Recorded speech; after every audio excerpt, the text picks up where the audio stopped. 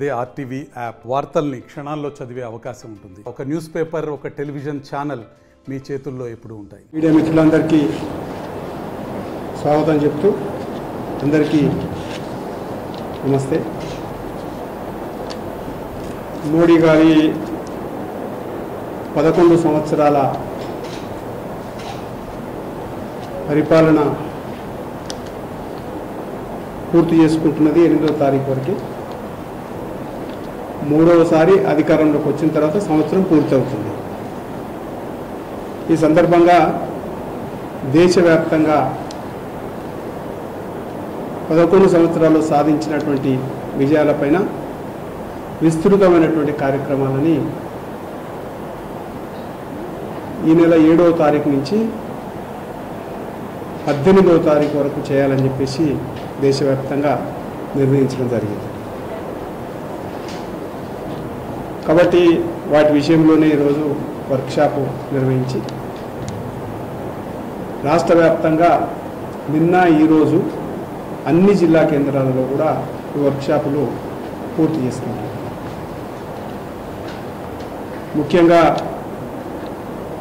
మోడీ గారి విజయాలలో ఆలోచన చేస్తే మొట్టమొదటిది ప్రపంచంలో 100% డిజిటల్ ట్రాన్సాక్షన్స్లో భారతదేశం నుంచే 40% అవుతున్నాయి. అంటే బహుశా ప్రపంచంలో రికార్డు స్థాయిలో 40% డిజిటల్ ట్రాన్సాక్షన్ని మోడీ ప్రభుత్వం సంకల్పం తీసుకొని చేసింది. కాబట్టి ఇవాళ జరుగుతూ ఉంది. మీ అందరికీ తెలుసు,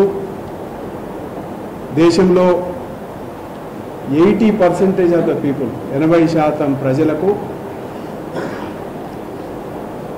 ఒక్కరికి 5 కిలోల బియ్యం చొప్పున ఇవాళ ఆహార భద్రత కింద అందరికీ కూడా ఉచిత బియ్యాన్ని ఇస్తున్నటువంటి ఘనత కూడా నరేంద్ర మోడీ గారి సర్కార్. 370 ఆర్టికల్ని రద్దు చేసి కాశ్మీర్ని భారతదేశంలో అంతర్భాగం ఎవడు విడదీయలేడనేటువంటి ఒక సంకల్పాన్ని చాటినటువంటి ప్రభుత్వం. మోడీ గారు 2వసారి అధికారంలోకి వచ్చినప్పుడే దేశవాసుల చిరకాల స్వప్నం అయోధ్య రామాలయాన్ని పూర్తి చేసి ఇనాగ్రేట్ చేసినటువంటి గొప్ప చరిత్ర కూడా నరేంద్ర మోడీ గారు. ఈ దేశంలో ఉగ్రవాదానికి స్థానం లేదని చెప్పేసి సర్జికల్ స్ట్రైక్ నుంచి మొదలుకొని ఆపరేషన్ సింధూర్ ద్వారా భారతదేశం యొక్క సైనిక శక్తిని, వైజ్ఞానిక శక్తిని ప్రపంచానికి చాటి చెప్పినటువంటి గొప్ప ప్రభుత్వం మోడీ గారి ప్రభుత్వం. అనేక రకాలుగా విజయాలను సాధిస్తూ ప్రజల యొక్క ఆమోదాన్ని పొందుతూ మోడీ గారి ప్రభుత్వం ముందలిపోతూ ఉంది. 2014 నుంచి 2024 వరకు మోడీ ప్రభుత్వం రైతుల సంక్షేమం కోసం ఎంఎస్పీని గణనీయంగా పెంచినటువంటి ప్రభుత్వం మోడీ ప్రభుత్వం.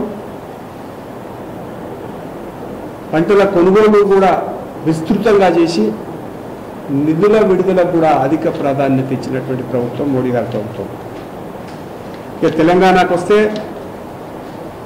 వరి కొనుగోలులో ఎంఎస్పి పెంపుతోటి రైతుల యొక్క ఆదాయం రెట్టింపైనటువంటి విషయాన్ని కూడా స్పష్టంగా చెప్పదలుచుకున్నాం. 2014-15లో తెలంగాణలో ప్రత్యేకంగా 15 లక్షల టన్నులు మాత్రమే కొనుగోలు అయ్యేది. కానీ 23-24 సీజన్ వరకు 40 లక్షల టన్నులకు పైన ఇవాళ కొనుగోలు పెరిగిందనేటువంటి విషయం స్పష్టంగా చెప్పదలుచుకున్నాం. ఇదంతా కూడా ఎంఎస్పి పెంపుదలతోటే జరిగిందని చెప్పేసి ఇది కూడా స్పష్టంగా మనకు కనపడతా ఉంది. దేశవ్యాప్తంగా చెప్తే ఎంఎస్పి పెంపుతోటి 3.5 3.5 లక్షల కోట్ల ఆదాయం రైతులకు పెరిగింది అనేటువంటిది స్పష్టంగా కనపడుతుంది. తర్వాత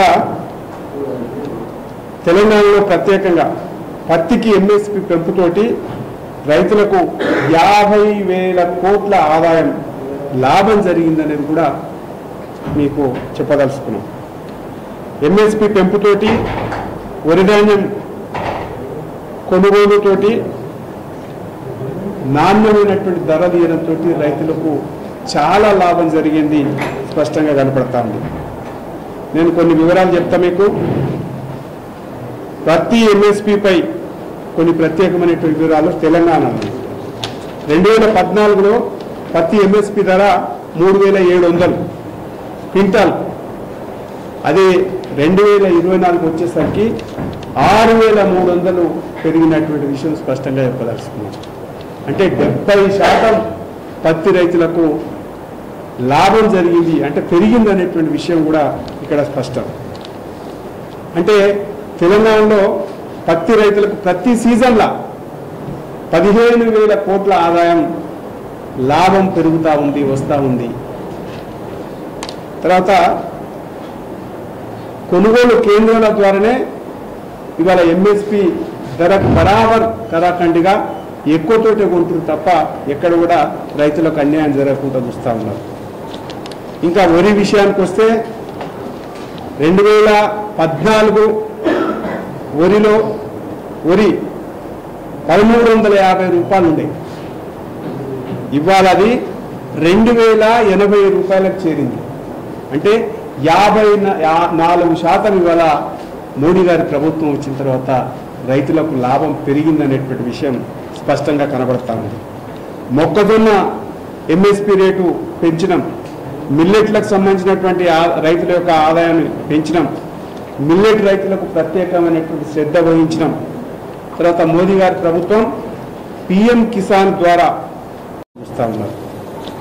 ఇంకా వరి విషయానికి వస్తే 2014 వరిలో వరి 1,350 రూపాయలు ఉండే, ఇవాళ అది 2,080 రూపాయలకు చేరింది. అంటే 54% ఇవాళ మోడీ గారి ప్రభుత్వం వచ్చిన తర్వాత రైతులకు లాభం పెరిగిందనేటువంటి విషయం స్పష్టంగా కనబడతా ఉంది. మొక్కజొన్న ఎంఎస్పి రేటు పెంచడం, మిల్లెట్లకు సంబంధించినటువంటి రైతుల యొక్క ఆదాయాన్ని పెంచడం, మిల్లెట్ రైతులకు ప్రత్యేకమైనటువంటి శ్రద్ధ వహించడం. తర్వాత మోదీ గారి ప్రభుత్వం పిఎం కిసాన్ ద్వారా 2024 నాటికి 12 కోట్ల రైతులకు 2 లక్షల కోట్ల ఆర్థిక సహాయం చేయడం జరిగింది. ఇంతకంటే రైతులకు గొప్పగా చేసేటువంటి ప్రభుత్వం మరొకటి ఉండదనేది స్పష్టంగా కనబడతా ఉంది. ఫసల్ బీమా యోజన కింద 6 కోట్ల మంది అర్హులైనటువంటి రైతులకు 30,000 కోట్ల రూపాయల భరోసా మోడీ గారి ప్రభుత్వం, బీజేపీ ప్రభుత్వం ఇవ్వడం జరిగింది. తర్వాత వరి ధాన్యానికి సంబంధించినటువంటి ఆదాయంలో 2014 నుంచి 2024 వరకు ఎంఎస్పి సగటున 54% పెరిగినందున 40 నుంచి 50% వరి రైతులు పంట కొనుగోళ్ళని ఎంఎస్పి ద్వారా మాత్రమే చేస్తూ ఉన్నారు. ఇది ఎంఎస్పిపై లాభంగా మనం చెప్పుకోవచ్చు.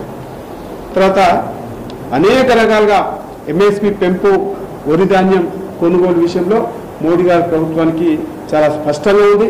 రైతుల ఆదాయాన్ని ఏ రకంగా పెంచాలనేటువంటి విషయంలో రెట్టింపు చేసే దిశగా మాత్రమే ఆ ప్రయత్నం కొనసాగుతా ఉంది. ఇంకొక ముఖ్యమైనటువంటి విషయం, తెలంగాణ రాష్ట్రం నుంచి ఈ సంవత్సరం అంటే ఇప్పుడు వానాకాలం పంటగా 54 లక్షల మెట్రిక్ టన్నులను వడ్లను సేకరించేటువంటి లక్ష్యం కేంద్ర ప్రభుత్వం రాష్ట్ర ప్రభుత్వానికి ఇచ్చింది. 54 లక్షల మెట్రిక్ టన్నులు మేము కొంటామని చెప్పేసి, కానీ రాష్ట్ర ప్రభుత్వం కేవలం 43 లక్షల మెట్రిక్ టన్నుల వరకే సేకరించి ఇవ్వడం జరిగింది. 54 లక్షల టన్నుల మెట్రిక్ టన్నులు మేము కొంటాం, మేము తీసుకుంటామంటే రాష్ట్ర ప్రభుత్వం కేవలం 43 లక్షల మెట్రిక్ టన్నుల వరకు మాత్రమే సేకరించడం జరిగింది. కాబట్టి మీరు ఎంత సేకరిస్తే అంత మేము కొనడానికి సిద్ధం అని చెప్పేసి కేంద్ర ప్రభుత్వం, మోడీ గారి ప్రభుత్వం, బీజేపీ ప్రభుత్వం సిద్ధంగా ఉంది.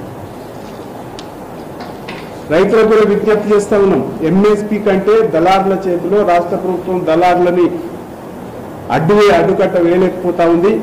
దళారులు రైతులను మోసం చేస్తారు. మీరు మోసం చేయొద్దు, మీరు మోసపోవద్దు, మేము ఎంఎస్పీ ధరకే మేము కొంటామని చెప్పేసి కేంద్ర ప్రభుత్వం స్పష్టంగా చెప్తా ఉన్నా కొంతమంది దళారుల చేతిలో రాష్ట్ర రైతులు మోసం పోతా ఉన్నారు. దాన్ని రాష్ట్ర ప్రభుత్వం, కాంగ్రెస్ ప్రభుత్వం అడ్డుకట్ట వేయలేకపోతుంది అనేది స్పష్టంగా మనకు కనపడతా ఉంది.